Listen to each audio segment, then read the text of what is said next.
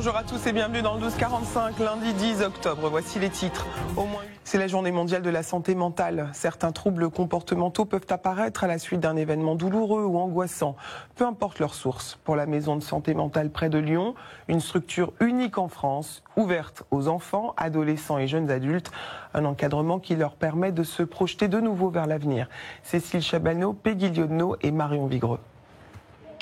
La phobie scolaire, voici la thématique abordée ce matin dans ce groupe de parole. Par exemple avec les élèves, ils essaient pas de comprendre pourquoi t'es comme ça, patata, juste ils sont méchants, des trucs comme ça, je sens essayer de comprendre genre. La plupart des adolescents présents sont déscolarisés. L'objectif de cet échange est donc de mettre des mots sur leur malaise. Est-ce qu'il y a des choses que vous avez réussi à mettre en place pour vous rassurer ou pas à l'école? Est-ce qu'il y a des choses qui... Non, j'arrive pas à me calmer. Ces adolescents sont accueillis dans la maison de santé Alpicaire qui a vu le jour en 2019 et qui se consacre aux enfants et jeunes adultes souffrant de troubles d'apprentissage, du comportement ou émotionnel.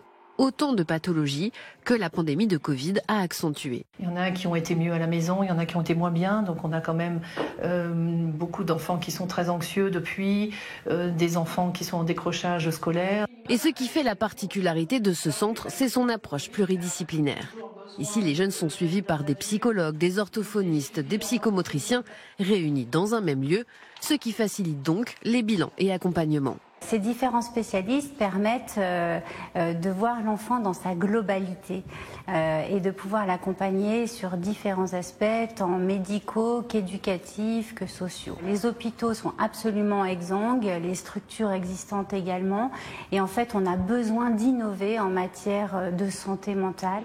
Kéliane, hyperactif, vient ici depuis plusieurs mois, avec le sentiment d'être enfin compris après avoir été victime de harcèlement et de rejet durant sa scolarité. Ici, on essaye de t'aider, on essaye d'arranger les choses pour que tu vives une vie normale et heureuse, tout simplement. Sans jugement. Sans jugement. Et c'est très agréable d'être dans un endroit où tu peux être compris.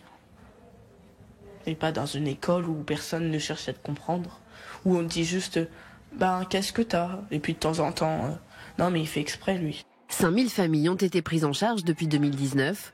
Financée par une association, la structure est désormais à la recherche de nouveaux soutiens.